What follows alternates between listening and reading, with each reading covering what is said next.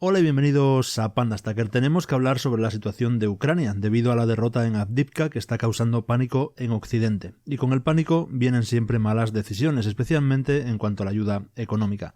También debemos abordar el repunte de la bolsa china en la última semana. Parece que los inversores están volviendo a entrar en las acciones chinas. Los precios están subiendo nuevamente, así que es el momento de volver a invertir. Y por último, la crisis del déficit en Estados Unidos está fuera de control. El día del juicio final se acerca y para 2033 la crisis de deuda de Estados Unidos podría llegar a un punto crítico, ya sea por un eventual incumplimiento o por una impresión masiva de dinero. Comencemos con la victoria rusa en Ucrania, porque ya se la empieza a llamar abiertamente así. Mientras Estados Unidos está atrapado en un largo debate político, Europa también está en graves problemas. Francia está luchando para pagar la ayuda a Ucrania mientras estira su presupuesto. Macron ha prometido 3.000 millones de dólares para Ucrania, y está a favor de pedir más dinero. Una vez más vemos a un país de la Unión Europea poner en riesgo su propia economía para luchar contra los rusos. Francia está lidiando con un desempleo récord y las protestas de los agricultores empeoran día a día. Obtener más dinero de su presupuesto será imposible, por lo que la única opción es pedir prestado. La desesperación por cambiar el rumbo se vuelve real, y en una sorprendente encuesta vemos que más europeos se dan cuenta de que Ucrania podría perder la guerra. La gente ahora quiere buscar un acuerdo de paz, y los resultados de la encuesta son impactantes. Menos del 10% de los europeos creen en la victoria de Ucrania, casi el 20% cree que los rusos están ganando, y más del 41% desea que la Unión Europea negocie un acuerdo de paz con Rusia. El apoyo de la opinión pública está empezando a disminuir, y teniendo en cuenta que esto ocurrió antes de la caída de Avdiivka, es probable que el apoyo a un acuerdo de paz sea aún mayor hoy en día. Ahora, respecto a la ayuda financiera de Estados Unidos, es muy probable que llegue al final a Ucrania. Biden está culpando al Congreso de la caída de Avdiivka. Quiere 60.000 millones, como ya hemos hablado muchas veces, pero 60.000 millones de dólares, pero para cuando llegue el dinero podría ser demasiado tarde. ¿Realmente es suficiente ese dinero? Desglosemos el gasto militar. De los 60.000 millones de dólares que podrían llegar a Ucrania, solo 8.000 millones se destinarán a financiar salarios en Ucrania para pagar a funcionarios y soldados. Los otros 52.000 millones se usarán para comprar armas y municiones de empresas estadounidenses. Es esencialmente un rescate para la industria de defensa de Estados Unidos, un estímulo para el crecimiento del PIB norteamericano. Es probable que al final la financiación se apruebe, ya que Biden está utilizando este argumento, destacando cómo esto ayudaría a la fabricación estadounidense y a los empleos locales. Sin embargo, al final contribuirá a la crisis de inflación, ya que al bombear dinero a la máquina de guerra, se elevan los precios de todo, especialmente de las materias primas, sin aumentar realmente la oferta de cosas que realmente importan, como alimentos o gas. Además, el gasto militar no es la mejor manera de crear empleo. Según la Universidad de Brown, el gasto militar solo respalda 6,1 empleos por cada $1.000.000 gastado, mientras que gastar ese dinero en atención médica crea casi 12 empleos por cada $1.000.000. La desconexión económica es evidente, y es probable que veamos tipos de interés e inflación persistentemente altos. Cambiemos de tema y hablemos ahora de China, especialmente del mercado de valores. ¿Estamos en el punto de inflexión donde las cosas comienzan a mejorar? Hasta ahora conocemos la narrativa de que China está condenada, que su economía ha colapsado y lo que es más importante, que es ininvertible. Invertir en China es como tirar tu dinero a un agujero negro. Desde el pico de 2021 los inversores extranjeros han vendido el 30% de sus participaciones en acciones chinas. Sin embargo, la actitud está comenzando a cambiar y la gente se está dando cuenta de que las acciones chinas están muy infravaloradas. Y esta es la segunda economía más grande del mundo, que no desaparecerá de la noche a la mañana. Las acciones chinas han alcanzado los niveles más altos en semanas a medida que aumentan las medidas de apoyo. Los extranjeros han aumentado casi 2.000 millones de dólares en acciones chinas desde los mínimos. El rebote está a punto de borrar todas las pérdidas de 2024, lo que significa un aumento de más del 133%. Así que si estás invertido en acciones chinas, estarás seguramente sentado en una ganancia bastante agradable. Pero aquí está la gran pregunta. ¿Durará este repunte o se estrellará de nuevo? Para entender esto debemos analizar cuidadosamente las condiciones de este repunte. Hay dos cosas que están impulsando este repunte. La primera es la mayor reducción de sus tasas hipotecarias. China está tomando medidas para respaldar su implosión inmobiliaria. Debemos tener claro que los precios de la propiedad probablemente continuarán cayendo. Lo que China está haciendo es proporcionar un aterrizaje suave y no un colapso total. Quieren una demolición controlada y no un desastroso accidente.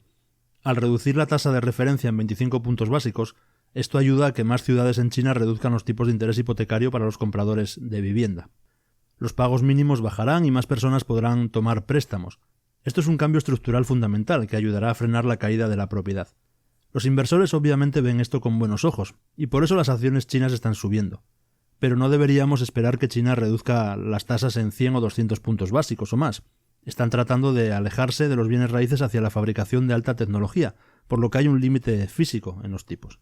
El segundo cambio importante de China es prohibir a los grandes jugadores vender al comienzo y al cierre del mercado. Esto significa que los inversores institucionales no pueden vender, ni vender en corto, acciones chinas durante los primeros 30 minutos y los últimos 30 minutos de la negociación.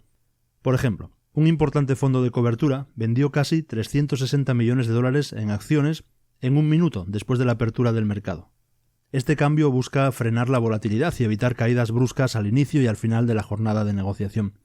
Es un cambio técnico y probablemente tenga muy poco efecto a largo plazo. No es nada estructural, no cambia realmente los fundamentos de la economía, pero ayuda a estabilizar el mercado y muestra que los reguladores están tratando de evitar que los grandes jugadores muevan los mercados a su antojo. Así que buenas noticias para los inversores minoristas y malas noticias para los grandes fondos de cobertura. Si las acciones chinas continuarán su repunte o no dependerá del sentimiento de los inversores, y lo único que les importa ahora mismo son los tipos de interés. Así que si China decide recortar más, las acciones subirán aún más. El cambio total de China hacia la fabricación total tomará tiempo, pero es una buena señal de que Pekín está tratando de evitar otro colapso bursátil. Volvamos ahora a Estados Unidos. En 2023 el déficit presupuestario alcanzó los 1.700 billones, un aumento del 23% respecto al año anterior. Los ingresos fiscales disminuyeron mientras que las obligaciones de la Seguridad Social, Medicare y los costos de intereses aumentaron. Y aquí es donde debemos enfocarnos, los pagos de intereses sobre la deuda nacional. A muchos de nosotros esto nos puede sonar muy trivial, ¿verdad? Pero hay un límite fiscal para cuánto puede pedir prestado Estados Unidos antes de que la música se detenga, y según la Oficina Presupuestaria del Congreso, el día del juicio final estará llegando en solo 10 años. El déficit anual alcanzará los 2.600 billones, lo que significa que para mantener el país en funcionamiento, el Congreso tendrá que pedir prestados 2.600 billones de dólares. Pero lo impactante es que ese endeudamiento representará el 5,6% del PIB en 2024 y el 6,1% el próximo año. En otras palabras, si el gasto del déficit se detiene, la economía de Estados Unidos estará en una horrible recesión.